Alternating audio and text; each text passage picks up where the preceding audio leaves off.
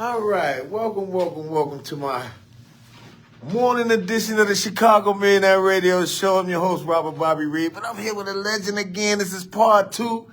The legendary coach, man, from Collins High School. He that's where he really did most of his damage at, on that west side. And then he did some at CVS, and then you did some at, what was the other school up north? Armisen, right. That's where he first got his start at. So, Coach, let me come again one more time to chat it up with him. So, I appreciate it, man. Coach, how you doing today, big dog? Once again, man, I appreciate you for giving me an opportunity to roll out some more history for you, and I'm very gracious of it. And I think about how I want to be able to go back and cross all T's and dot all I's to remind people about Darius Cunningham that came up with Collin, scoring 90 points. Darius Cunningham. No one has ever done that in the city. 90 points. And funny about that, because I was a ball boy. And I had a toothache that day. He made that toothache go away. Man, that joker was scoring 45. And what I mentioned to you on the first podcast is how, Larry Hawkins and myself would let our players, if you got the hot hand, he'll go to you, That joker had 45 points against Morgan Park. This is a kid that played for you? No, he played for Carver. He was before my brother. He was before your brother. And what's his name again? Darius P. Cunningham. Darius P. Cunningham. You look it up, man. It just, nobody knows that the man scored 90 points in one game. Wow. Against Morgan Park. Wow. At Carver High School. Wow. And nobody ever talks about that. No. And, again, letting history out of the closet, the man had 90 points. And, of course, I was in 8th grade, and my sister was handling the ticket booth, and she said, "It's a guy you all need to come and see." My brother was I was in 7th, my brother was in 8th, and my sister Marguerite, who just passed away, was very bright algebra teacher and all that kind of stuff, told us that you need to come and see this guy play. Wow.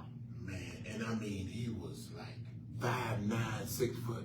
Damn. And would dunk on them Lynn brothers from DuSable in a minute. Wow, 5'9"? 6 foot even, and just as smooth as silk, man.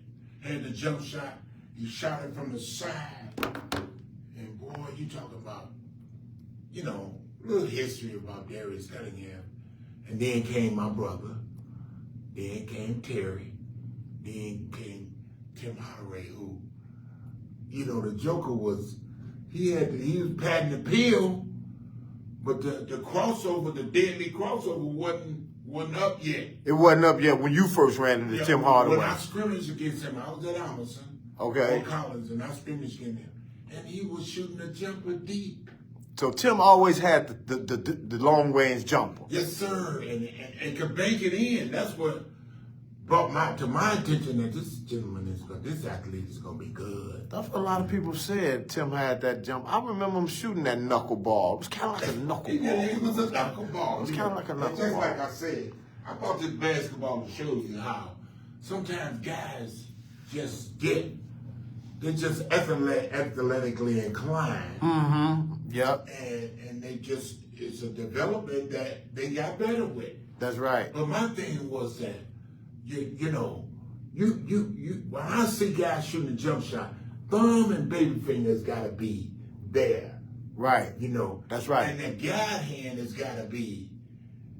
People gotta understand that when you teaching that. A lot of these guys don't realize that this guide hand just helps you to get your shot up. That's it. To the shot point peak, so you can have a better release. And it's almost the same thing I had to do with Sam Hill. His shot was broke. He was shooting a knuckleball shot. I said, you got to get better with that, man. You can't be shooting a good jump shot, with the good rotation. Right, right. And those are things that I just enjoy teaching the game, man, because when these kids get better, see, the white man wants you to get to his program, but you can't be giving him no trouble. You can't give him no trouble. Because he's giving you a scholarship. That's right. And That's you got right. to be in the right frame of mind to be coachable. Right. And that's what I had to tell Sam. But there was a kid before Sam Hill that went to Almerson High School. His name was Eric Davis. Okay. And I don't know if you remember, he was with the Slick Boys that was with the police department at the time. I don't know. When I first got the job at Almerson, this white coach told me, oh, there's a kid named Eric Davis I think you need to see. Hell, he came to see me. He came and found you. Hello. And then when I saw him play in the gym class, I'm looking at to see if there's any corrections. And the only correction that I noticed that he had to learn to go right. Oh. Because you know the average right-hander love to go left, average left-hander love to go right. Right. So I told him, I said, son, you gotta learn how to square up. And he was leading scorer, man. He was scoring 40 points. And there was a game against Foreman. And his numbers was 42 and 43. When he got to 43, he stopped shooting. Dang. And I didn't say nothing as a coach. I'm just trying to, you know, and I'm not like Sonny Cox. Sonny Cox would have his starters in there and you up 50 points. run you dead in the ground. I don't get better like that. See, I like to get my other people involved because you never know when you might need them. That's right. What if my starting center get in foul trouble? Right. Who I got with some experience, you know, time-wise. Right. So this guy, Eric Davis, was interesting. And he was a football player. And I had to let him go on there, man. But I'll go to them games and hold my breath, hoping that he don't get hurt. Right. But he went on to Iowa State. Then he went to Houston. He played with Hakeem Olajuwon. Wow. He was a jump shot away, Bobby, from, you know, making them pros think, oh, he's ready. He's legit. Right. He missed the jump shot. In the Final Four. And that's what I'm saying, man. See, the brother's got to be on target, man. Right. You know, man, you got to be a You got to be better. superstar. Right. Right. Now, if he was white, they probably would have brought him along because he was in the Final Four. Right. And the kid. And he played for what team? He played for me at Almerson, and he went to Iowa State, and he transferred to Houston. So he was on that fast line with John Mattel. Hello. Oh. And when I'm telling you, a jump shot away. Wow. Right now, he's doing a 30-30 on trying to find one of those starting fives. Because, you know, life after basketball is... They end up finding him. I know who you're talking about. Yeah. Was it... I forgot his name, but I was watching that last week. Yep, they found him. They ended up finding him because he hadn't... Eric went looking for him. Yep, they went looking for him. Okay, so he was in the car with the guy looking for him. Right. They That ended was up... Eric Davis. They ended up finding him. 6'3", 6'4", had the shoulders like Bo Jackson, and he had the killer's instinct. And it wasn't much I had to do but to just show him a few things. If you're going to be a scorer, you know, this is what you got to learn how to go right on that shot. Right. He was left hand. He would go left, but he was a right hander and loved to go left. I said, son, you got to change that. You got to mix it up, you know. And those are things I look at as a coach that, you know, I'm happy to get a little history out of my system, man, because coaching was fun, you know. Benny Anders. You're right. That's who was missing. Benny Anders. And they went looking for him. And that They ended up finding him. You know, and that reminds me of, see, that was a togetherness thing there, man. They remember the players that, you know, they played with. And sometimes, after you're done playing college ball, you go in another direction. He went in a kind of a... He went quiet. Right. He became a recluse. He didn't want to be around the game anymore. Right. Right. Benny Anders, I know, he definitely did that. And he was pretty good. Oh, absolutely. Hell, he was in that starting five in the Final Four. Right, sure was. And I'm just saying that, and Eric never talked much about it, but the kid Eric Davis was interesting, man. He was interesting. Good kid. Went on to that, and then he came back to be a policeman. And he was with the Slick Boys, him and his woman. That's how I met the kid that I had at Lincoln Park, Randy Holcomb. Okay. He was left-handed. Okay. And I used to always tell him, man, you got big hands. You got to shoot the hook shot when you get down low and get space. Put a space in between with that. That's what that elbow was for? Yeah. That's why Jabbar used to do that. To shield them off. Shield them off. Because if they come across your body, it's a foul. It's a foul. Oh. So that's why I'm telling Randy, man, coach, that's a big, I say it still counts as two. Right. And you might get the tray piece behind it. That's right. So, so I said, you'll come back and thank me. And like I said earlier, if he'd have had that down low game, see, I know he would have made it with the Bulls because they loved his outside game, man. But wow, he didn't have no low post. He got down low, man. Right. They said, ooh, we got somebody, And it's just like Mickey Johnson. He never played high school ball. I didn't even know that.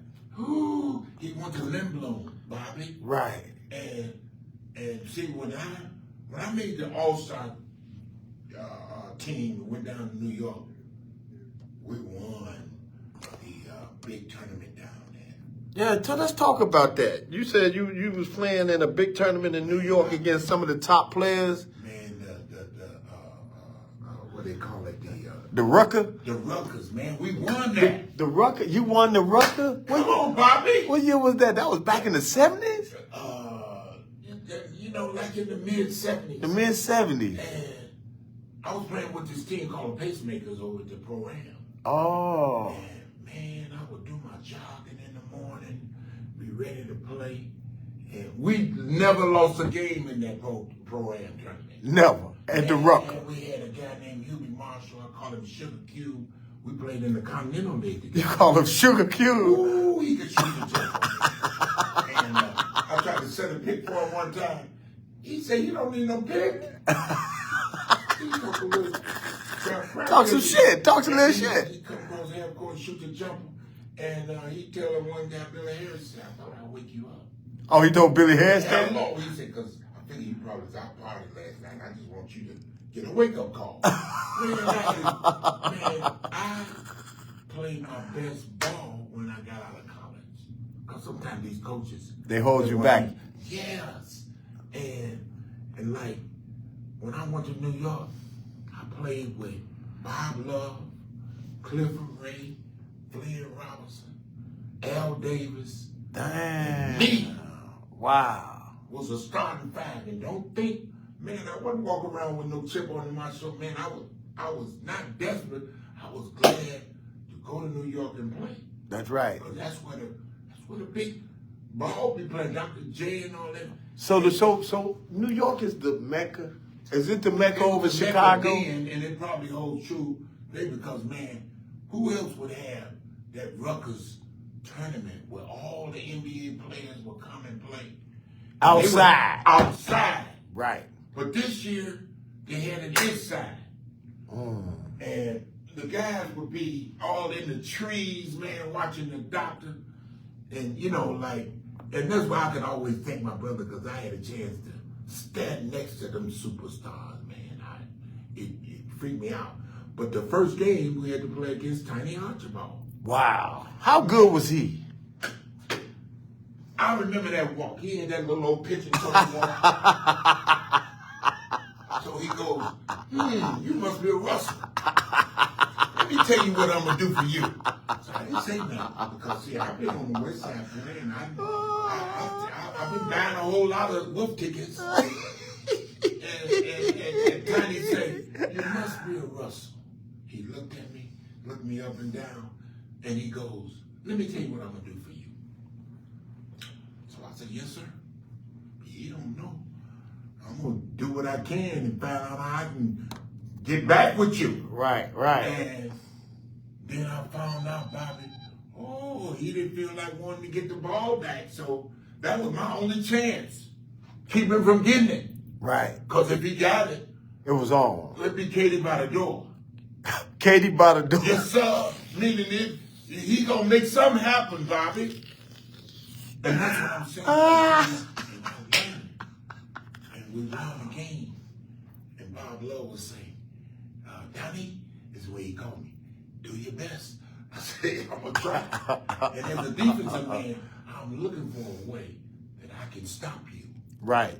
And then I found out he didn't want to get the ball back at it's a summer league. And, right. you know, guy be playing hard, man. Right. So we ended up winning the game.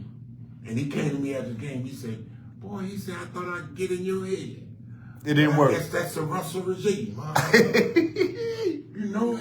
Right. But that was the fun I had playing in that Rutgers tournament because we went on and beat the team that was from Washington because they would get NBA players to play with certain teams. Wow. And my brother was on that Washington team. Wow. He don't remember. He got whooped that game. He don't want to remember. He don't remember. He don't want to remember. Absolutely. I always bring it to him. I said, well, you know, we beat y'all in the second round. He like, I don't remember that. I said, bro, you gonna have amnesia on me or what? He remember. Yeah, I know he do. He no fool. Great players remember their losses. There They you gonna go. remember them losses, man. So then we went on to win the tournament, man. And I played against Tiny Archibald, all those guys, man. You know, they had it inside. You know, the doctor. And I didn't even want to look at the way I said, Bobby, you on your own with the doctor. You ain't want none of that? No, sir. And when they had the jab on the outside, and kids be standing, they be climbing up on the trees. So that was real. I saw the videos of back in the days at the Rucker. So all of that was like real. The Rucker been around that long? Yes, sir. Man, I'm telling you, man, that's where they had the big tournament in New York. And see, New York was famous for playing outside. Right. And just so happened, this time they had it inside. You know, and they had all the trainers there and all that. Man, I wasn't freaking out, but I was enjoying, you know. The scenery, the whole atmosphere, the whole thing. The game. Right.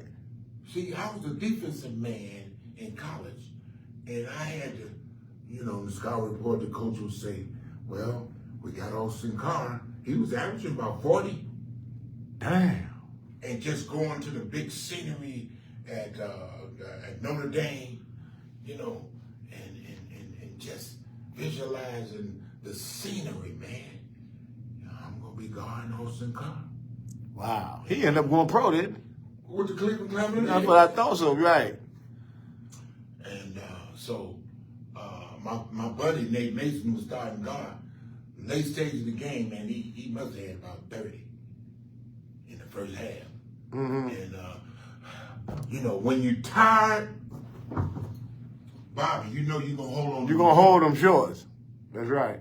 See, and players that I coach didn't think I realized it. Man, I played the game. Right. As soon as you start holding them shorts and You putting your hands all up here. You got something to lean on, to rest on. Right. But the guys didn't want to guard Austin Carr. He had them 6'8" guys setting them picks along that baseline, Sid Catlin and all those guys. And I come in the huddle. I said, man, can anybody give me some help on that? My man, Nate Mason say, hey, he told you to guard it. So that was the thing that I know I had to be in shape. Right. That was the key to my game, being in top shape. And because defense brings offense. That's right. Yeah. And I'm saying the learning that I got from Larry Hawkins, it took me a long ways. I went to a camp. Big John Thompson from Georgetown. Yeah. He did one of these and he says, black athletes, this is a tool to get you to further your education. don't let the air seep out. Right. That's It is good. a tool to help you further your education. It really is. I'm telling you. And they taking it away from kids now, though, because it's with the NIL. Cyrus wanted to ask you a question. Cyrus said, ask Coach, did he play against his uncle, George McGinnis? Did you play against George McGinnis? They played with the Pacers and the Old school George McGinnis, yeah. No, I didn't. Okay. But he had a funky shot that I wish I could have changed. No, but we weren't related. Okay. No, he said, did you play against him? No, sir. Okay. And Louis Monet said, that's crazy. Tiny Archibald led the league in scoring and assists. Shout out to Coach for showing up at the Rucker. Yeah, he wants to tell you some love. And Willie Tidwell said, you remember Willie Tidwell? He said, what's up, Coach? Yep. Oh, man, I had, that's funny that came up. I was retired. I was subbing. And one coach got in trouble with a parent, so they suspended him. And when I took over the team, them kids brought into my system, got him out the blue. You got finger out the blue? Win, man. You know it's tough getting out of the blue because you can't lose no games. You can't lose no game? No, sir. Also, you got to go Any team that may beat you in the second half will go up. Oh. Because they beat you in the second half. Oh. That blue was tough to get out. It was like hard, man.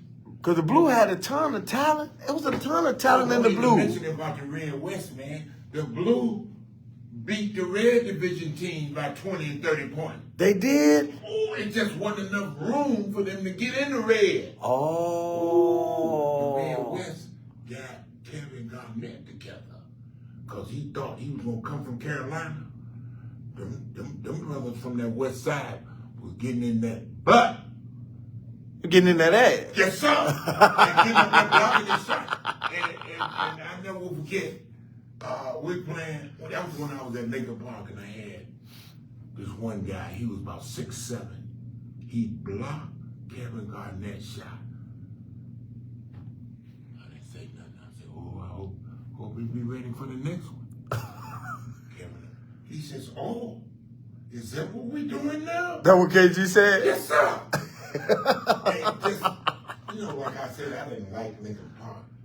Michael Jordan did a little skit over there, and Kevin Garnett comes over there. And then, of course, you know, they would let these white folks come and play volleyball, and it was giving them big money, you know, to have school. But you didn't want to give none of that to it's what this principal called minority sport.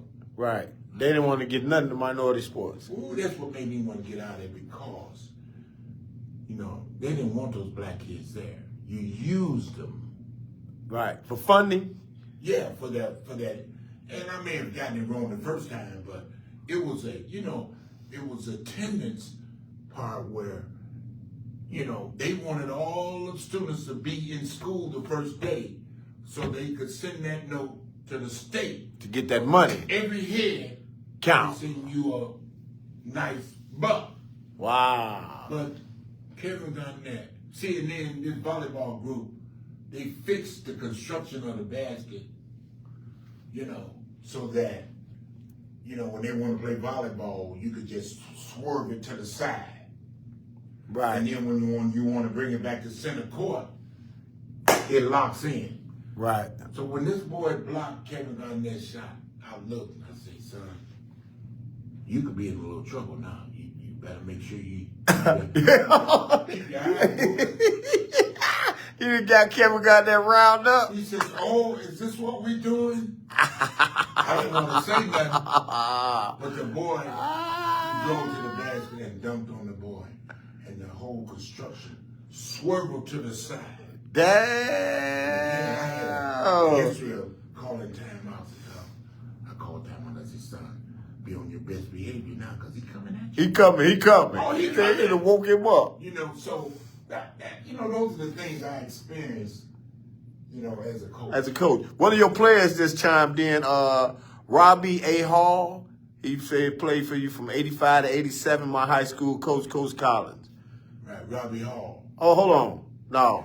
He talking Coach Collins. Maybe he talking about somebody else. Rock.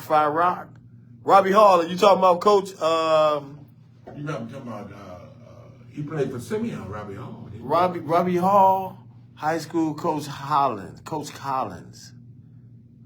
Wow. No, he coached. He said he was at Collins. Maybe that's what he. Oh, okay. I don't know. Reframe that for me, Robbie Hall. Cyrus said Willie Little, the coach from Manly, was the first to win it all from the Blue Division. Yeah, he was at Manly. He won it all. Well, he won the state championship. He went downstate, but he didn't. I don't know if he won or not.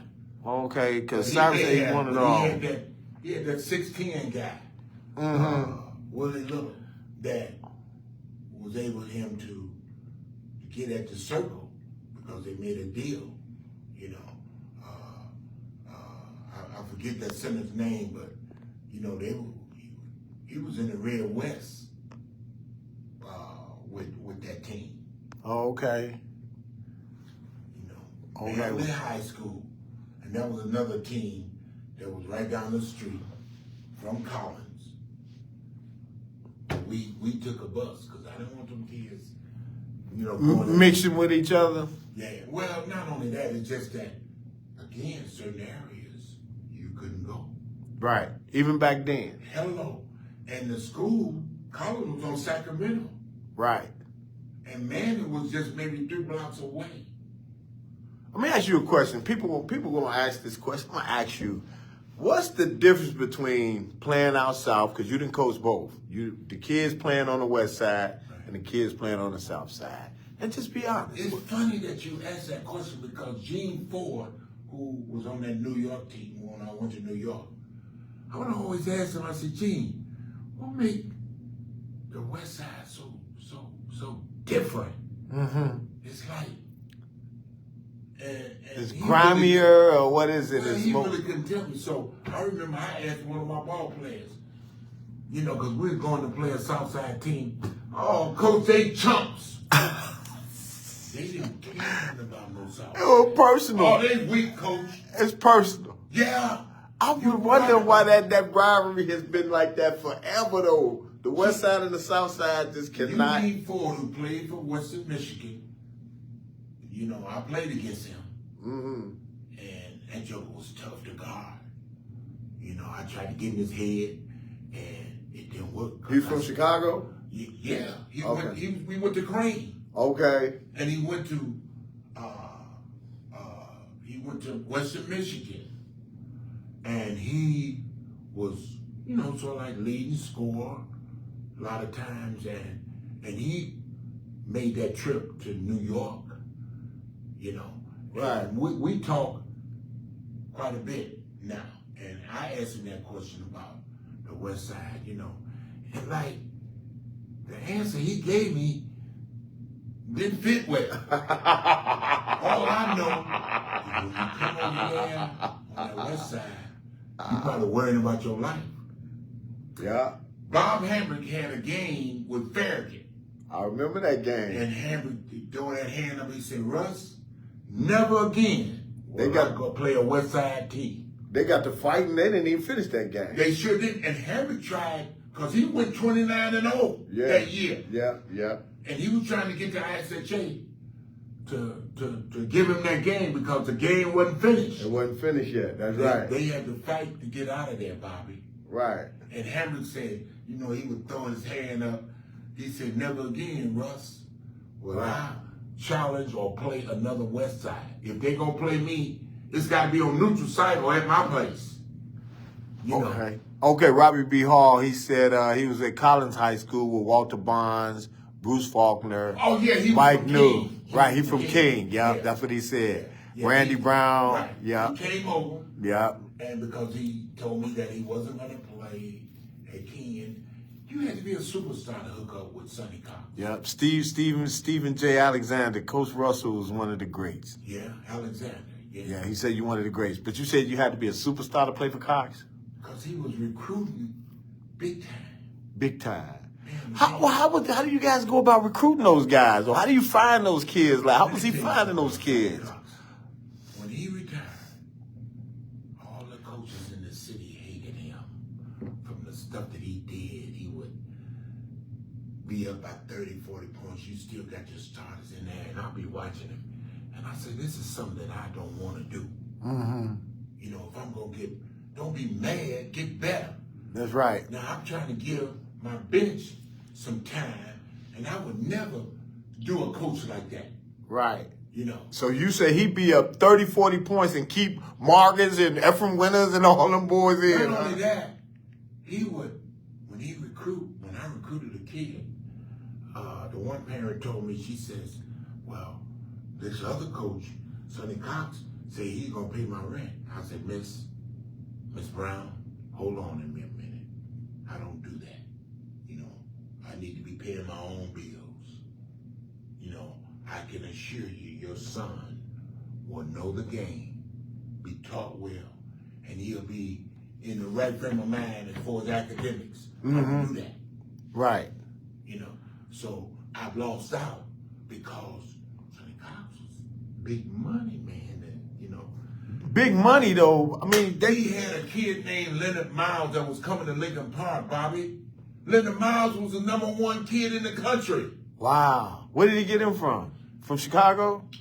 He went to King. He was from the north side. He went to an elementary school called Arai. Okay. The boy was smart. You had to pass a test to get in Lincoln Park. That's right. That's right. And he just got tired of the crap from Sonny, and he would have been with Randy Holcomb. I would have won. Because he was playing 2, 3, 4 positions. Wow. Leonard Miles. Leonard People Miles. will tell you about Leonard. He was #1 in the country. Damn. He was before Jamie Brandon. Over at King. Leonard Over at Miles. King High School. And He was the #1 player in the country at King. So Coach Coxton had 4, 5 #1 players in the country over there. Hello, I'm telling you, Bobby, number stars. Nothing A but. lot of coaches, you don't fare well when you have all these stars because you're not teaching them how to get to the next level. Right. Sometimes a lot of those players, if they got to that level, they wouldn't last because they wasn't fundamentally sound. Oh. And Leonard Miles say, Coach, I said, why you want to come after you didn't got all that notoriety at King? He said, Coach, because I want to win the right way.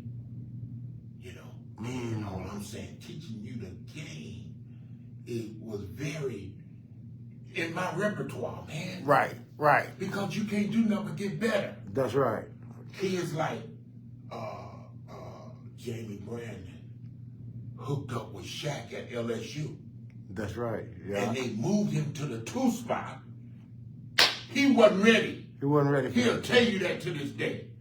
And they would tell me, well, Coach, I should have came in well at that time. You know, Sonny paying that big money to get you. Big money to get the kid? Yes, sir. So you saying? I saw it with my own 2 eyes. Not only that, he had an affidavit on those kids. What do you mean? Tommy Hamilton, that was when they had the Twin Towers. Right. I remember the Twin Towers. So they had to sign an agreement to come play there? Affidavit is signed so you cannot get out of his wings. Oh, damn. That's what that affidavit is. And because he did that when I had Tommy Hamilton was from the West Side. I came over to get him. You had Thomas Hamilton first. Well, he came to King, but he was from the West Side. Right. And I had a chance to get him. He was out the door. Oh. Sonny hollered out, you know I got that affidavit on you. I said, what? Ooh. And that's how I know these are things that I experienced as a coach. I didn't want to go that route. Kid wanted to come to me just like Randy Brown did. He came from Providence, St. Mel. And he didn't know. When he got drafted by the NBA, them scouts knew when you put it. Right. They knew what you They did. were watching you 100%. Like a hawk, you know. And all I'm saying, the good things that I observed as a coach, I decided that I don't want to go that route because they're not going to remember you well. Because see, I know the game. And So you saying basically the other coaches was just using these kids for numbers, and you was basically... there was only one coach that I thought of that was like that, and that was Sonny Cox. And the kids didn't fare well. farewell after his program? After his program, like Marcus Liberty. Well, I love me some Marcus Liberty. And I would always say, boy, if I'd have had you, you get to the next level, you're going to be sound. Right. All those kids at King, it's wondering why they never fared well. And what hurt Jeremy Brand, who was another kid, #1 in the country, Bobby. Right. And, that's why I had to wake up in the middle of the night to think how I was going to beat all these stars. The man had nothing but stars. Those coaches in the city, white and black, didn't like Sonny Cox. He didn't like people that beat him. And like I said, I didn't care what you thought. As they Right. with Sonny. Didn't have nothing but stars, man. And like, those kids come back and tell me, Jamie Brandon and all those guys, man. Wherever I went, Bobby, I should have won. Right. Because of my teaching. You can't do nothing but get better. When you peak, all them fundamentals are supposed to come out. That's right. If I'd have had Leonard Miles over there, and if you haven't heard about Leonard Miles, those people will call in and tell you. Okay. He was the #1 in the country. Okay. Clifford Murphy said, tell coach I said hi. You remember all your players, don't you? I sure do. I would always tell them about boot camp. Boot camp, no, you got to run them long hauls at CBS. Right. And I caught him not running. He'll tell you that. Them halls are so long, I didn't have to go outside, Bobby. Right. That thing was, 8 blocks long? That CBS was known to be like 8 blocks long? But those are the kids that, the one thing about Richard Cook, who coached at CBS, I told him the year before I was at Lincoln Park, man, they trying to get rid of you. And I'm going to stay with these boys that I recruited, like Randy Holcomb. The boy was 6'9", 6'10". Wow. Left-handed, Bobby. He said, man, I'm going to keep this kid right here. I got you over here, so you don't need me running, breaking ship, leaving the boy hanging. I got a little guard that he's now coaching at Lincoln Park now. Oh. So that's the thing. I like to look back and see these kids progress and go far with my teaching. Right. Off the court. These are the things that's going to help them beyond basketball that you're teaching these kids. And I would always tell them that you are a student athlete, And Big John Thompson from Georgetown always said it. Is basketball is a tool to further your education. And I rolled on that, Bobby. That's the truth. You gotta have grades. So how do you feel about this now with kids doing this transfer portal and going to different schools every semester? Different school. They're not going to have the legacy that you had going to college. You're running from organized play and fundamentals. Sooner, the cream is going to surface. And if you ain't got it, them white coaches will get rid of you. Right. And that's what I believe is happening. I mean, if you're in the transfer portal 3-4 different times, then it may be an issue with you and not so much these schools. Right. And then another thing, did you know that college scholarships not guaranteed? Were they like that when you came around? No. They didn't have that. From year to year? NIL. Right. Them boys are getting paid. They getting paid, Bobby. They getting paid big money, too. And if you don't have that fundamental style about yourself, you could easily lose out.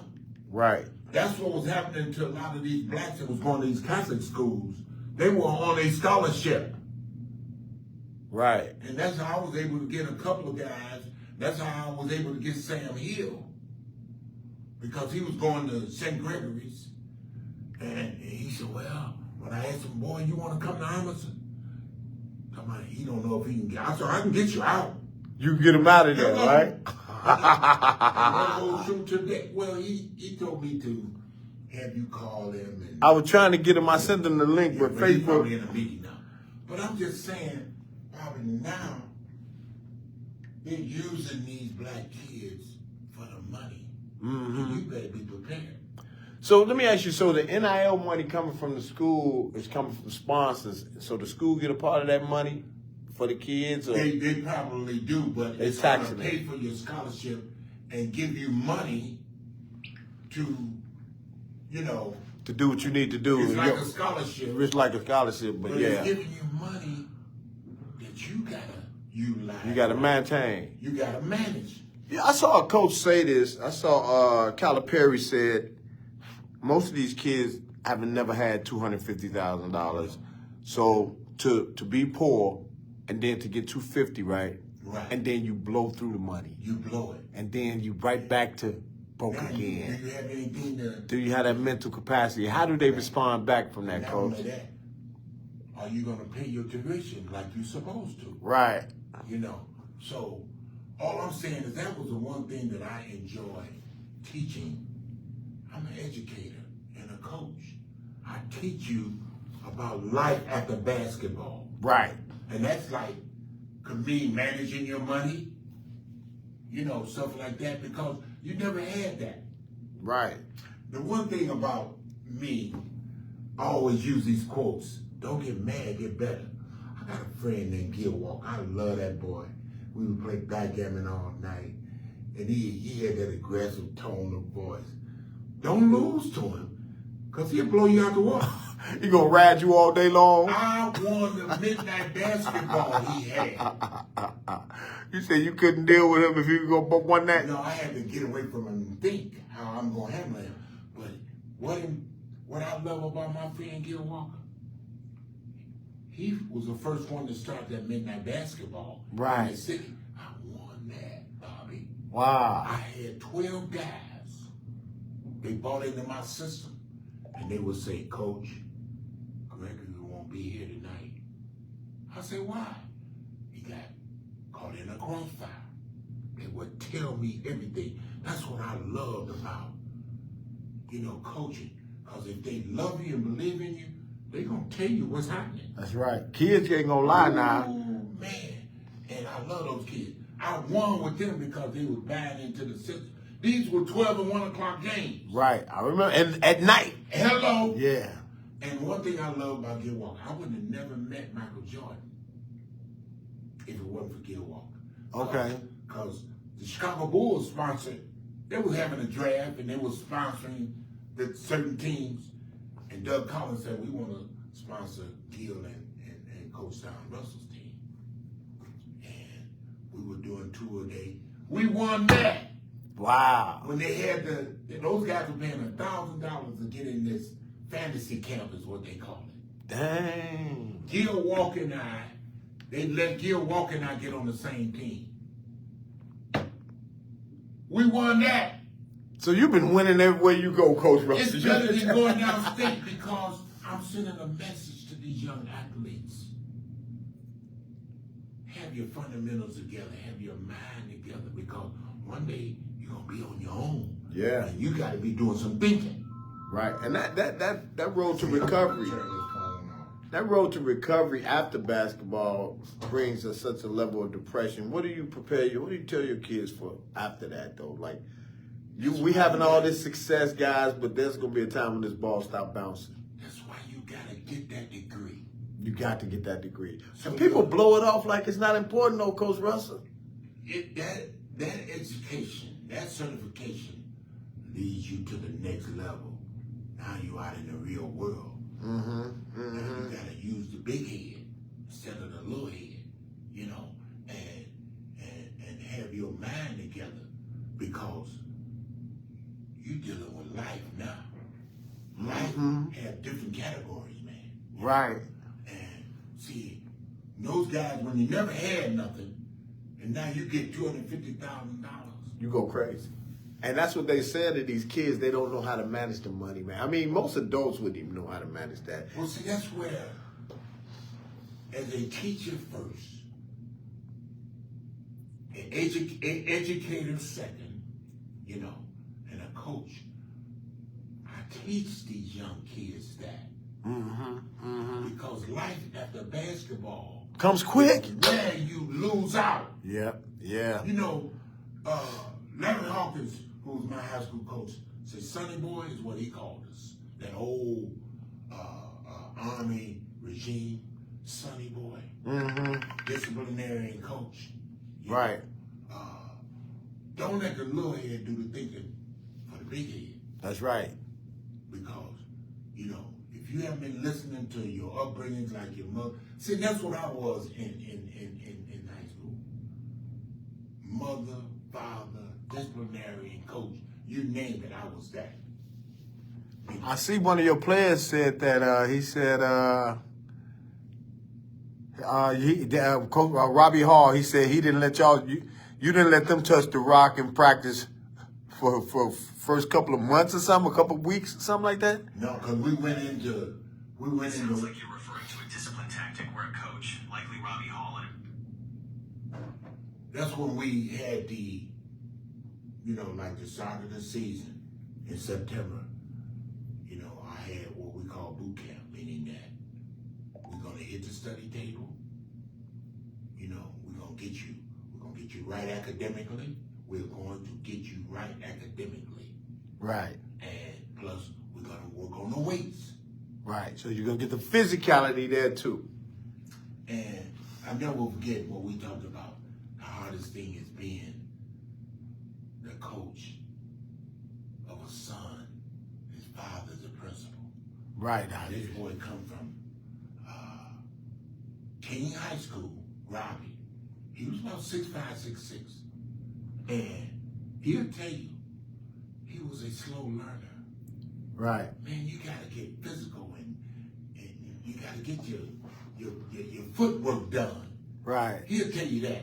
And I don't need no principal be telling me how to coach. His parents was the principal? No, Walter Bond. Walter Bond, and he principal. would ride home with Walter. Right. And now again, the principal was coaching across the dinner table. So I had to pull Robbie to the side. I said, Robbie, I let you in. Now, you dealing with my system. Right.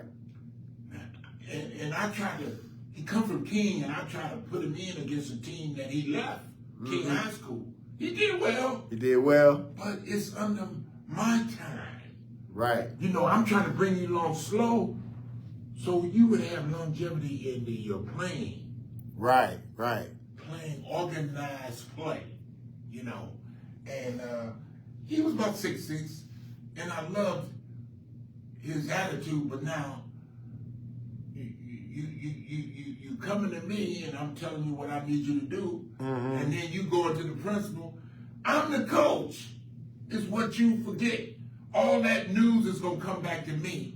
Right. Now, how do you suspect I'm supposed to play you when you get the version from somebody else? That's right. That's You right. know, I'm the coach. And again, like Hamrick, Hamrick would have put him off the team. Man, Hamrick had a zero tolerance, boy. You gonna get up out of there.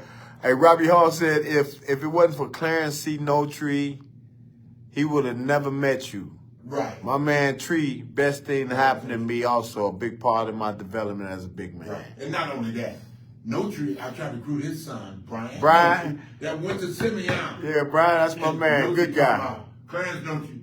Clarence Curtis, he goes, man, that's up to his mama. And his mother's name was Gail. She was a Leo. And I met her on those steps too. I You said, had no Gail, problem. I said, Miss Gail Notree, you're from the West Side. You can't be scared of Douglas Park. Right, right, You know, you was raised from that West Side. right.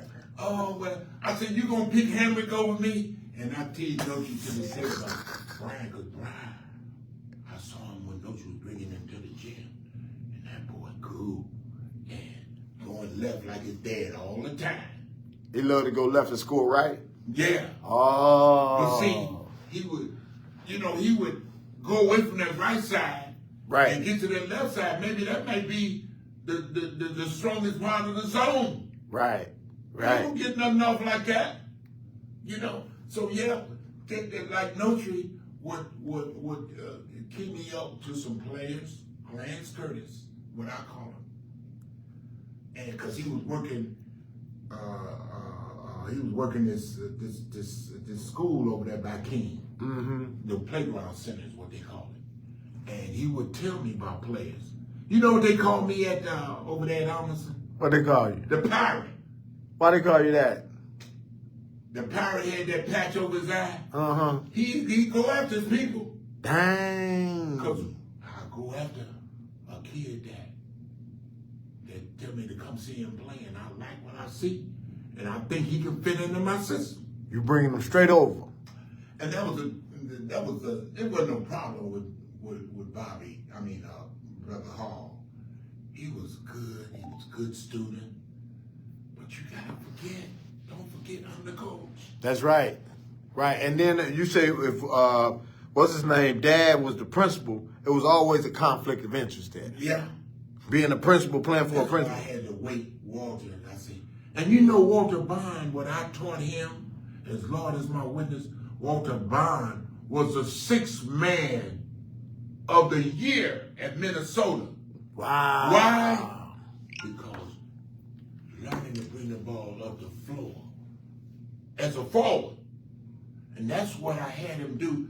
And his father say, you ain't no guard. You don't need to be.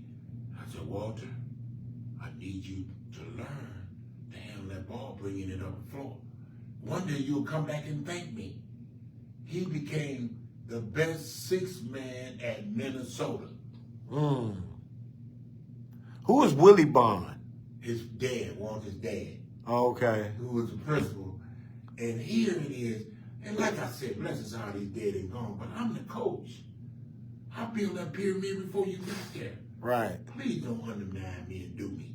Right. Because, you know, I got a system that I do. You go to your study table for an hour. You come down to the weight room for an hour, 45 minutes to an hour. Right. Then we go in and we work on drills. Right. And he would try to interfere with that? Just during the game? Yeah, I was talking about you can't get in the gym until 4 o'clock. I said, man, I'm the coach here. You come in on this strong pyramid, and I was hoping not to, you know, don't disrupt what I'm trying to do, because I'm only going to be making you look good. What's my man Bobby Hall say? Walter Bond was the truth. Walter Bond was a bad boy, man. I had to get in him. You had to get in his ass, too? I said, look, I'm the coach. I'll sit you down. And I had to pull it aside. I said, Walter, I'm going to need you to help bring the ball up the floor. So I'm drilling you on this drill. Right. To help you go both ways. Right. He came back and thanked me later. And Bobby, the reason why he was the best 6th man in the Big Ten, because he was able to bring that ball up the court with finesse. So you teaching him that helped his game elevate. I told him you would come back and thank me one day. In spite of all this stuff, you've been close crowded at the dinner table. Walter, I'm the coach. Right. You know, and you wouldn't do that to Bob Hammer. Right. Bob Hammer will give you and your father a phone call. Yeah, you know what I'm talking about. I know. I got cut from that team for cutting practice. I know. Yes, sir. They gave me another chance, cut me again because I kept cutting. So, yeah, he ran a very strict program, no doubt about that. I was the same way. And believe it or not, You should cut a kid if he cutting practice. Tony McCoy. Tony McCoy. And Carl Harris would always see me up at the chapel. I'm about to leave Simeon. And I said, why, man? Because I already know why you want to leave, because Hamrick is hitting you with that discipline. Right. I said, well, we'll see what happens. They was going to come all the way over to Amundsen. And then I stopped and I said, let me tell you something. I said, I would be going against my friend Hamrick. Right. I said, he's a disciplinarian and so am I. It wouldn't work with me either. Right. They just want that freedom. They just wanted all that freedom. I can't let you do that. Tony McCoy could play, boy. He was a bad boy. Everybody say Tony McCoy was a bad boy, Looking man. like Michael Jordan, you know, and quick and dunk on you in a minute. Wow. And Carl would always get in trouble because with his left hand going left all the time, because he wouldn't distribute the ball like Hamrick wanted him to. Right. That's what he said. He said Hamrick set him his senior year in one game. He said when Hamrick put him in the game, he shot the ball from half court and told Hamby forget him or something like that, and Hamby And said, he you will told never me play. we sit down. He said, you will never play here again. That's right. That's right. Hey, Collin, man, I love them kids because Oh, boy. they were looking for direction. That's all right. Organized play. That's it. And I said, there's discipline behind that. Right. I love me some Tony McCoy, but So what about the game nowadays, though, with these kids? How they playing now? What do you they say watching today? all this NBA stuff and shooting jumpers. You know, like I had one kid, it was either at CBS or college, come down like Michael, where you tongue out. I called time out. I said, son, I'll catch you with that tongue out. I'm going to pull it out with some pliers and send you home. You know, that's where I was. Don't Right. be trying to emulate these boys. These boys are doing that for a living. Yeah, man, especially Michael. There's only one Michael. Man, listen, that's one thing I can look back and thank Gil Walker because I had an opportunity to meet. What you need? Later. We'll talk later. I had a chance to stand up against Michael Jordan. So Bobby, you should have seen me. I'm easing over there. Check my height. We shook hands. I shook his hand, man. My hands look Small. small. I thought my hands was big. Is he 6'6"? Ooh, every bit of it. Skinny? And when you got long arms, that puts another inch or two on it. So is he real slim, skinny Oh, cat? We met them in the weight room. Okay. And, you know, I think they were having just a little trouble with Krause, who, Yeah, right. he didn't have a clue about no basketball. He had the nerve to tell me, you know, when the Bulls had a camp, when the schools were on a strike, oh, you need to have your brother. I said, listen, let me tell you one thing. My brother was fundamentally sound. Right. He adjusted to whatever the coach did, and he had a championship He got a championship? with the New York Knicks. Oh, he got that championship, your Yes, brother? sir, against the Lakers. Oh, that's 77. What year was that? That was back in 75 with Willis Reed, Willis Walt Reed Frazier, now, Walt Frazier now. Dick Barnett. Oh, Dave wow. Stone, and That's their last one. I yeah, think that's the Knicks' last one. yeah, absolutely. And it's just, I watch coaches, you know, and I always question myself, how am I going to handle my situation? Do I want to be like that? See, my brother was coming off the bench after he had broke his leg. Mm-hmm. And you know, New York, they love and know their basketball. That's right. And they didn't fare well with, you know, Bradley cutting down on my brother's time. I was there, man. I saw it. That's Bill Bradley? Bill Bradley. He was a Rhodes man, he Scholar. was a governor or something like that? He was a Rhodes Scholar. I mean, but he didn't have the finesse like my brother. Right. I was reading up on that after your brother got hurt. They was finding a hard They time played putting him back in against each other rotation. in the NCAA, Princeton versus Michigan. Oh, And wow. the best man win. Y'all beat him? They beat him. Mm. They were down 7 points. Wow. 50-some seconds ago and won the game. Dang. So, I mean, all that stuff, I look at Bobby and, you know, but that's out of my jurisdiction. You know, that's on my brother, you know, but I learned from my brother. He Right. learned from Larry Hawkins. Right. Good coaches, good players make good coaches. I agree. And that's why you have to get them to buy in your system.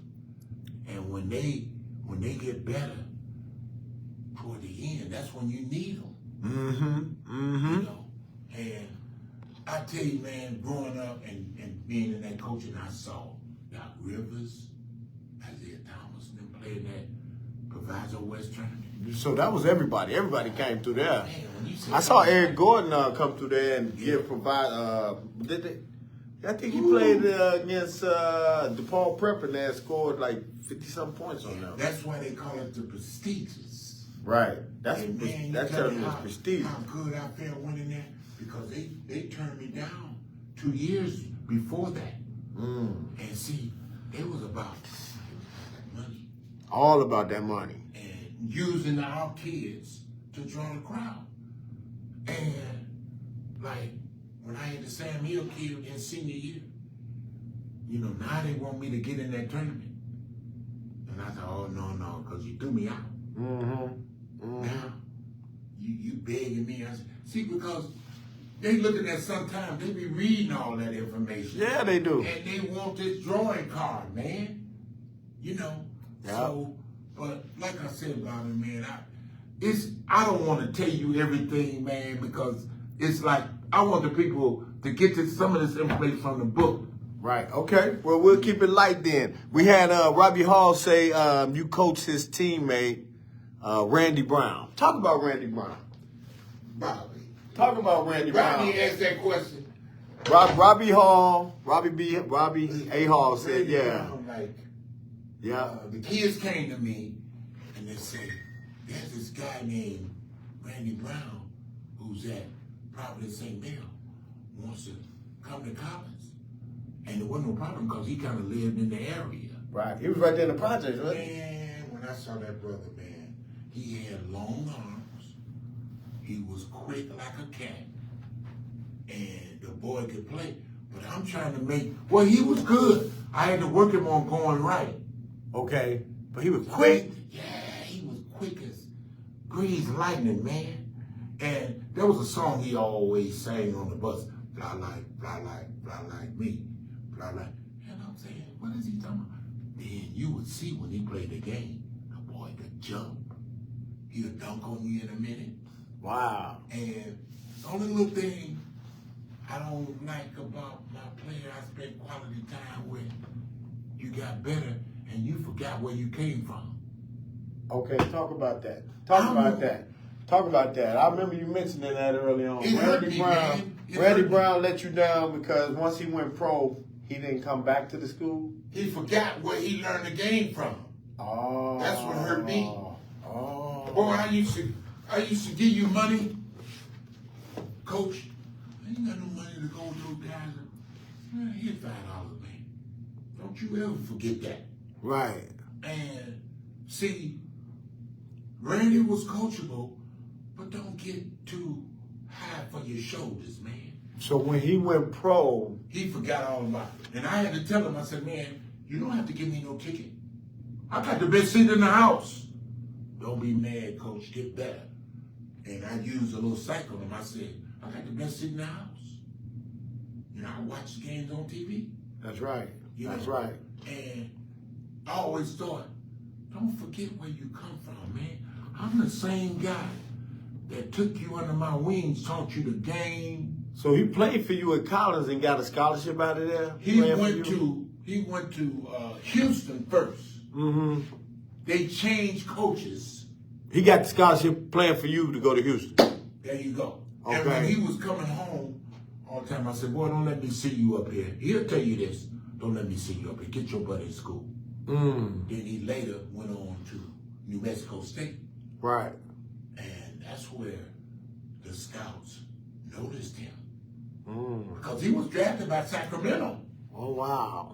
And Sacramento was concerned about who he hung with. Oh, yeah. People don't realize they got them NBA police to follow you around, do the background checks, everything. I told Randy Brown, I said, boy, do you know what an I spy from the sky is? Mm. See, my brother had called me and said, this kid you coach, Randy Brown. Because you know that stuff will get around in the league. Right, yeah. And I told him, I say, Randy, they think you hanging around with the wrong group. And, you know, you're getting $500,000, which is a lot of money. $500,000. That's $500,000, man. As opposed to, they don't have no trust in you, so they want to just give you $250. Oh, Coach, what's up? I said, Randy, those people see what you're doing. Get better with it, you know. But the thing I had with Randy, a lot of the West Side boys talk about that. He forgot where he came from. They said that too? A lot of them said that too? Say that, well, they kind of say it because they had a lot of respect for Randy because you were Chicago Bulls. Right. Come back to your boys. And he from the trenches, out down the West Side, and he Man, you know. he never came back. But a lot of those guys don't. I know it, man, and that's what I was telling him. Until they start running low on Right. money. in there. He ran low, buddy. Dang, man. He had, you know, not to put him out on Front Street, but he ran into problems with finances, man. Like, boy, don't come to me. You come to me at the last minute, and I can't help you. Right. So he made some bad financial decisions, but he was a married guy, so I'm not trying to figure out, married guy, professional athlete, you still have some money. And remember me telling him, Randy, you cannot hang with Michael and Scotty. Can't spend with them. Hello. Can't spend with them two now. And you're married is what I told him. Right. 9 to 5, Randy Brown. Like he ran into some rough situations that when you don't have respect for your coach that took you under his wings, gave you money when you didn't have a dime. Don't you hate that though? It really hurts, man, because especially when you're pouring into guys and then this happened. It kind of makes you like, it hurt. Man. But I always think of my big quote, a guy from my brother, don't get mad, get better. Right. Meaning with your attitude or however you look at the outlook of that. And this way I felt about these referees. And by the way, when I was at Collins, I beat Henrik in the quarterfinals then to get to with Houdini. So how many times have you beat? I beat Henrik the one time at Collins. Because I counted 3. I think I counted 3. Well, I beat him 3 times over at CBS. Oh. Conference games and the quarterfinals. And then I beat him when I was at Collins in the quarterfinals when I had the Steve Allen kid. I beat him, that game was at Inglewood. And man, let me tell you something. It was a hostile crowd. I know it was packed up in there. Full house, man. Full house. And those kids, I love. That's where I got my name, Bobby, I feel.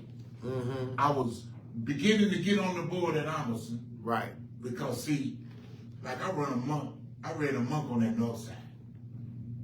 And, the white coaches were calling down. What is he doing? What is he doing? And I'm saying, I asked my principal, you call me down here for that? Mm-hmm. And I want them to know there's a new sheriff in town. Get used to it. They got to get used to it, right? Hello. But Bobby, it's just a lot of history I have. Keep going. We got time. I can remember, like I said, Gil Walker, introduced me to the midnight basketball. Right. Where, they select a coach and they have a little draft. I won that. Right. Everywhere I went, Bobby. Everywhere you went, from what I hear, you've been winning. I won. Why you ain't try to go coach on the college level? You ain't want to mess with the college level? It's funny that you said that because I tried to get the job in Chicago State. Oh, man, they could have used you. And let me tell you something. What year was that, Coach Don? What was that? It was like right after Tracy Dildy. Right after Tracy left, so that probably like 07, something like Tracy, that. Man, I love me some Tracy. No. Tracy offered my son a scholarship in 2019. So like Tracy was gone in 2019. So yeah, that was 2019. Yeah. You could have turned that program around. Yeah, you know it. I believe you could have turned that program around. Because I was sitting in on his practices. And I said, Tracy, you can win with this team, but your practices got to get better. Right. Matter of fact, I had that 131. I was telling Tracy, that 131 is not designed to do no full court press. Right. It's designed just to be a half court setting to stop your shooters because he was in a tough conference. Yeah, the they WAC. Going out there on the West Coast. Yeah, that WAC conference, boy, man. They were beating on Chicago State like a drum. Yeah. But he had a couple of left-handers on that team, man. The boys it was tough, But right. Tracy, I had to tell Tracy about that 131. And a lot of other coaches would laugh. I say, boy, you don't know, by the way, the guy was at Butler University. A little guard? No, I'm talking about the coach that won the NCAA. He was in the finals. I wrote his name down.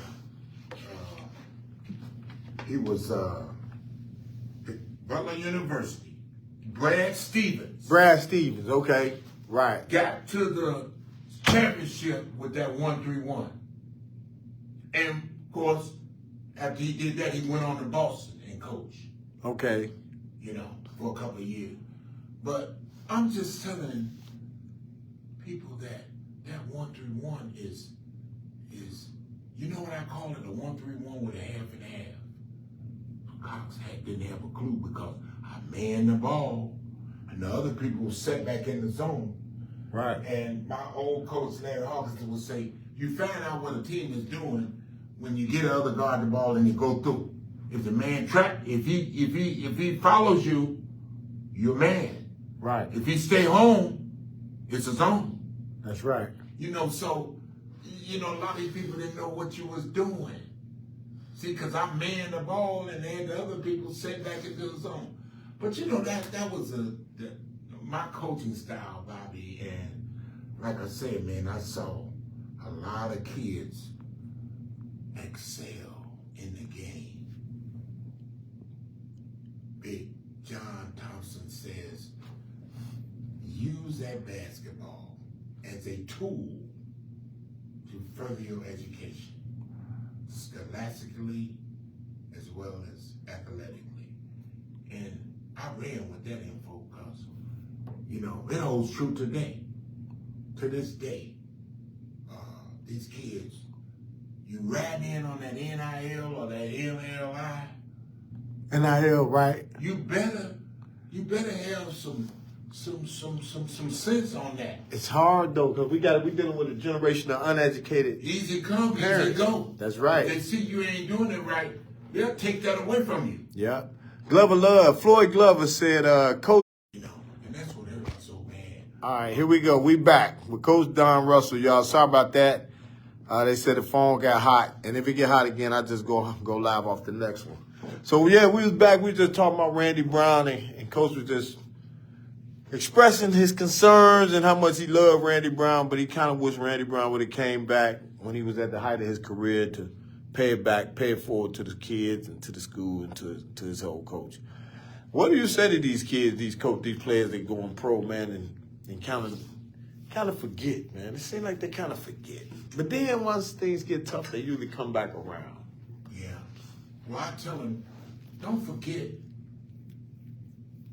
to come back to your roots where you first started. Right. And with Randy, all I want you to do is come back and just thank me in the special way. Right. Because I could have very easily kicked you to the curb. Right. Right. But I taught you the game, which got you in the NBA. That toughness. Absolutely. Because that toughness, man. Fundamentals is what rode in with Randy Brown's quickness. And as I told him, I thought he had a funky attitude about working on his outside shot. Oh. You come playing with Michael Jordan. Son, let me tell you one thing. When Michael draws two men on him, that leaves you open. And that jump shot that you gotta have.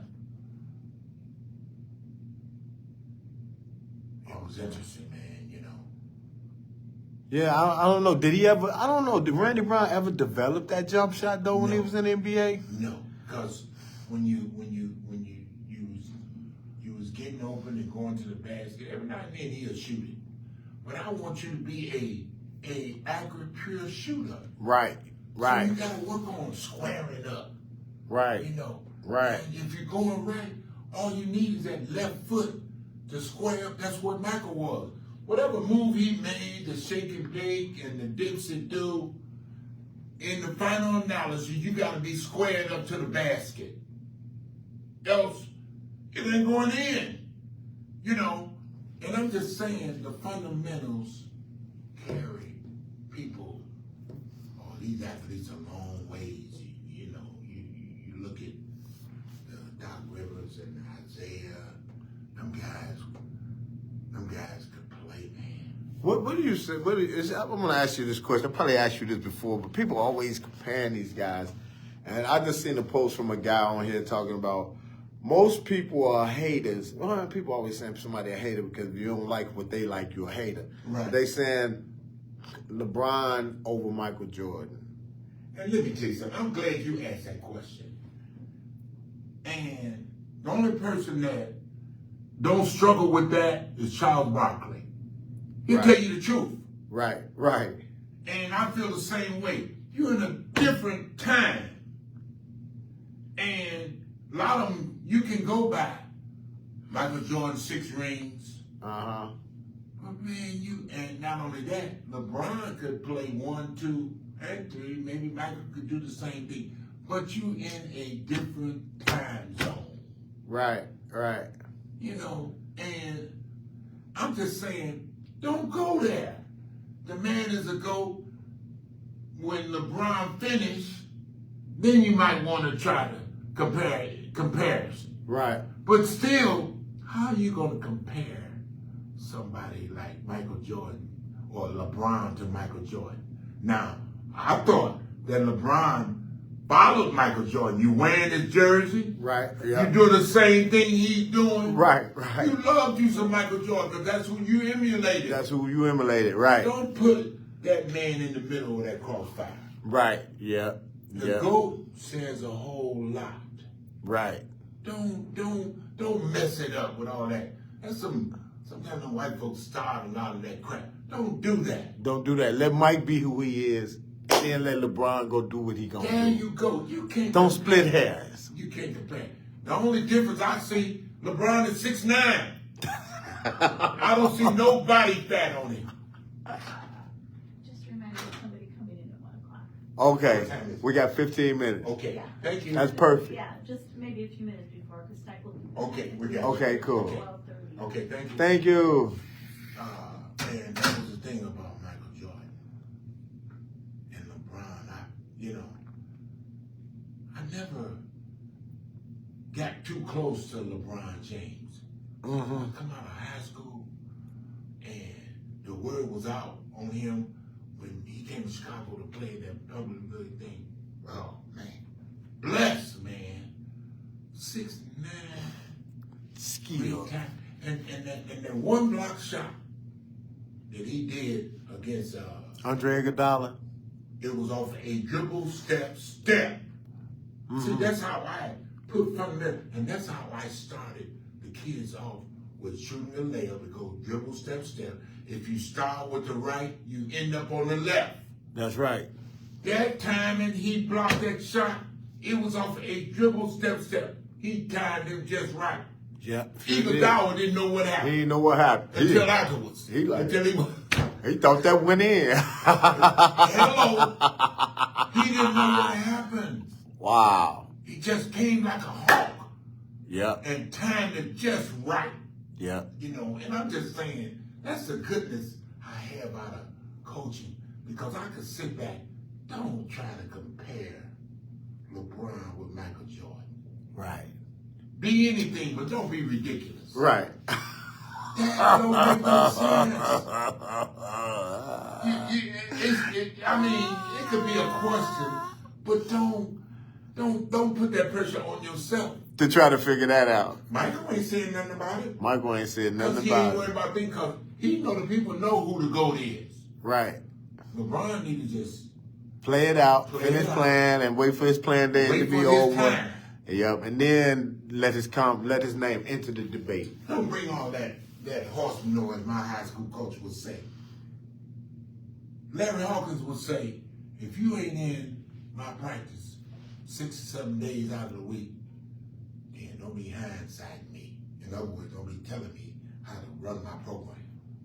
You know, and the stuff that I learned from Larry Hawkins, Carver High School, was, just like seeing my brother in a gym class, Right. making him from scratch, Bobby. Mm. It's just like when you're doing pancakes, you make them from scratch. Right. Right. You know what I'm saying?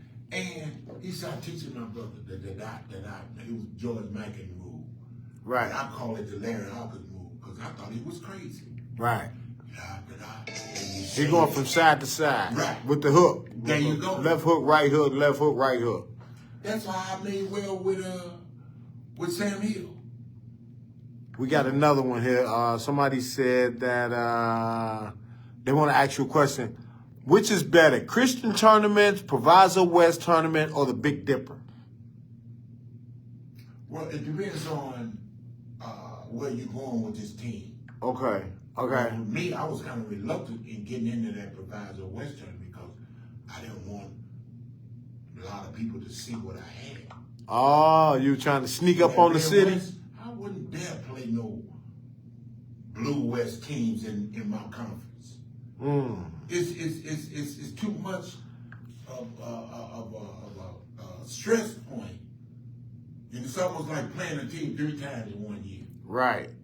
And that's what I'm saying about the game today. Yeah, you know, I mean, it's good for if you want to get notoriety. Right. You know, it's almost like Henrik and I always talked about. We didn't care nothing about that AAU because all that was doing was spoiling the kids, giving them money, giving them gym shoes. And now when they come back to your system, they ain't hungry. They not hungry. So it's up to that coach. You got to be thinking, do I want to go that route? You know, I mean, all of them are tournament that you want to get publicized. Mm-hmm. Right. Now, as I told you before, you burn so much energy in these tournaments. When you go back to your conference play, you don't want those guys reaching that peak. Because you got to reach a certain peak level to win in no Christmas tournaments, man. Yep. And it's just like the Proviso West. Oh, they thought I was some kind of fool, man. You know, they give me an early morning game. So I had to, don't be mad, get better. Right. I'm not thinking, you know. And, you know, an early morning game, you know how it is without black athletes. Man, they don't be wanting to get up. Most athletes don't want to get up. You better. You going to get up today. When you out there, you going to get up and you're going to eat a light breakfast. And see, the white folks looked at me funny when they saw me already dressed. On time.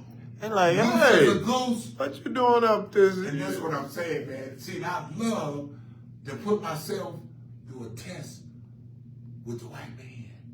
Because see, he want to use you as like a drawing card and a practice dummy. I ain't going for that. Mm-hmm. Wherever I go, I want to win it.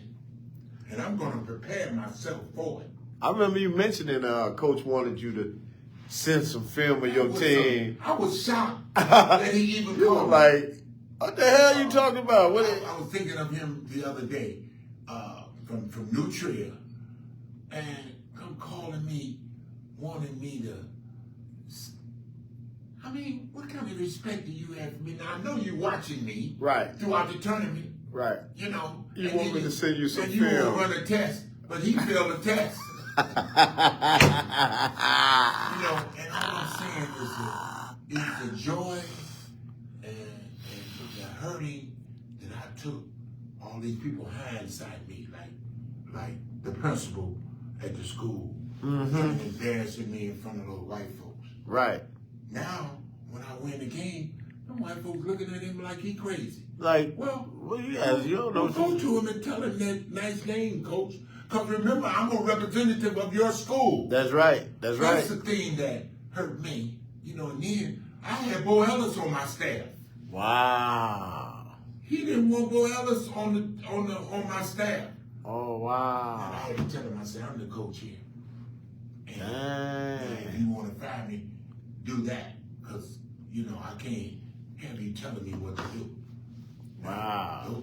That principle, I never went. If they tell me, if it comes to money, because these schools will pay you $2,500 to bring your team out.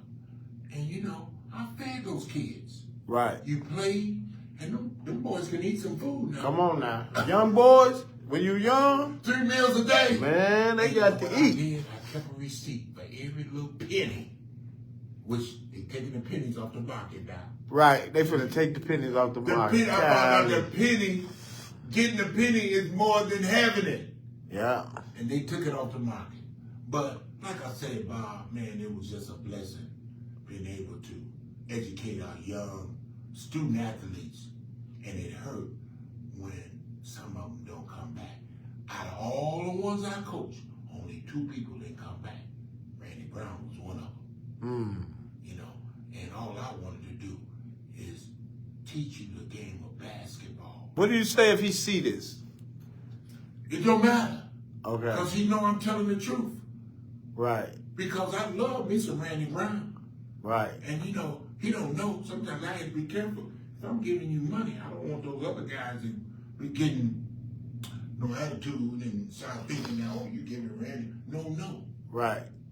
He just needed it. He needed a little bit more help than everybody else. Man, and like I said, I love Mr. Randy Brown, the boy, could play. But all I want you to do is just show me that you appreciate it. Right. Come back and just holler at Yeah. me. And people do that with coaches, adults. Young people do that all the time. They act like we just chop liver. Let's do a speed round before we get out of here, because we got a couple minutes before we get out of here. So I'm gonna say some words, and then you tell me what you think when you hear these words. Coach Hambrick. An existentialist, man. The man knew his work. Okay. And sometimes that bothers other people. Mm-hmm. I told you about that stuff in the administration. Right. There was some stuff going on. Right. You know, that Hambrick had his own system. He was stubborn about it, too. That's right. That's what made him mad. Right. And he was winning. Right. And he was winning. Like Michael Jordan say, ain't no I's in T. That's right. Ain't no iron. But it is in win. Right, but it is in win. that Michael Jordan, the way he said it, he was winning. He began to win. You know, that's what I thought about him. Just a guy that I listened and watched and always questioned myself how I'm going to play him. Right. And like I said, I never could understand why these teams played him. Because, see, he had that spread out man-to-man. Right. And when he get that lead on you, it was like a delay stall game. Right. But he wasn't planning to score right then and there. He let you make a mistake. Right.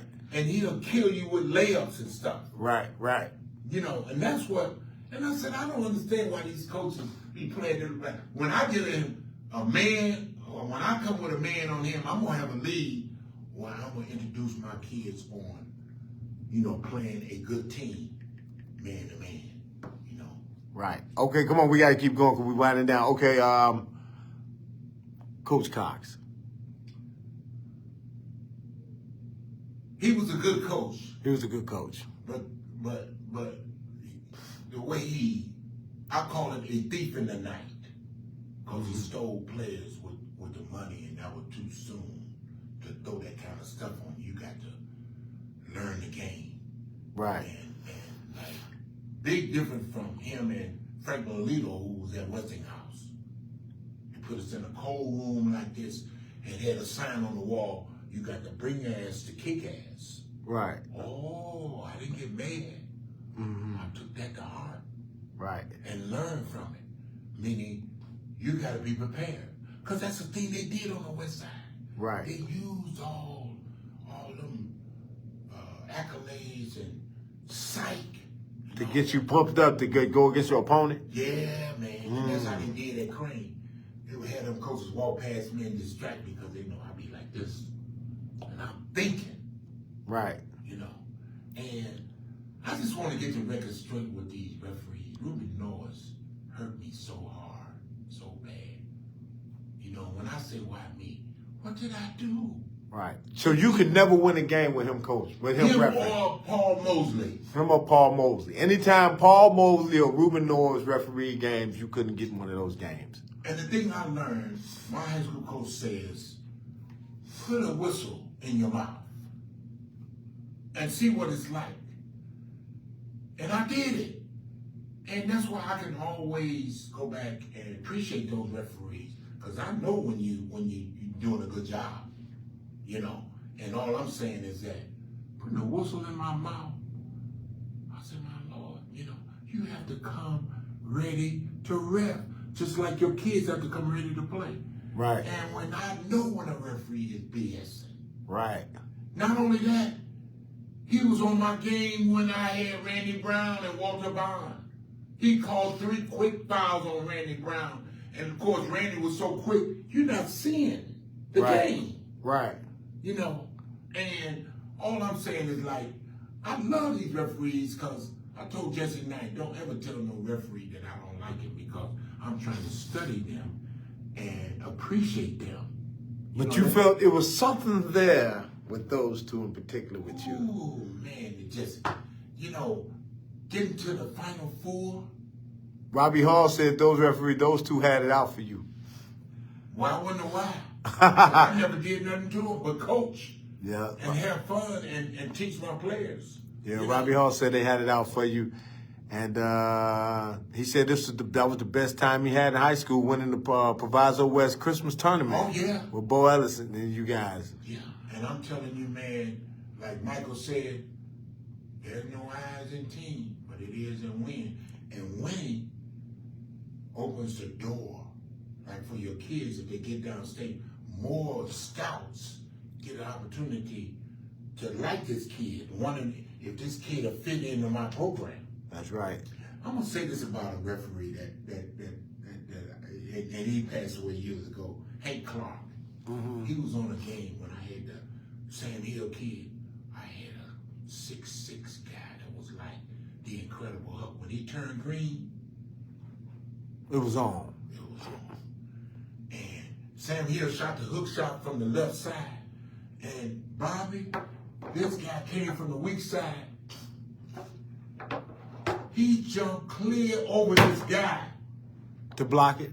to tip it in. Oh, wow. And he was like trying to block the man out. And I always teach my guys, if the guy turns and look at you this way, go the other way. Uh-huh. He jumped clear over the guy, Bobby, and tipped him. And the referee couldn't believe what he saw. So when the other team bring the ball down the half court, he blew his whistle. And I just fell out. I said, hey, what you got? He said, Coach, I ain't got nothing but history. I don't believe what I just saw. You know, and it's just stuff that I enjoy, referees, because my high school coach told me they got to ref the game. That's right. You know, so. Well, we got to get ready to wrap it up, man. I see these people in here. So we're going to have to do a part 3. No problem. We're going to have to do a part 3 in another week. I'm going to have to come back on, Coach. Coach, tell me something good about Chicago when you was coaching. What was one of the greatest experiences that you had coaching in Chicago? Other than beating Hamrick and then beating Coach Cox, leaving the trophy, what was one of your greatest experiences coaching in Chicago? Being a teacher. Okay. Being an educator. Okay. To branch out to educate our young student athletes, to let them know that education is very important. Okay. Well, you know, man, I want to thank you for giving me this opportunity again. Me and Coach Collins, me and Coach Don Russell, we just chopped it up. Great interview. We're going to have to do a part 3 because he just gave us more. So we'll see y'all in another week. I'll be back to chop it up with the great Coach Donald Russell. Man, thank you for chopping it up with me, boss, man. My man, Coach Donald Russell, man, the legend. We'll see y'all again, man. Thank y'all for tuning in, y'all.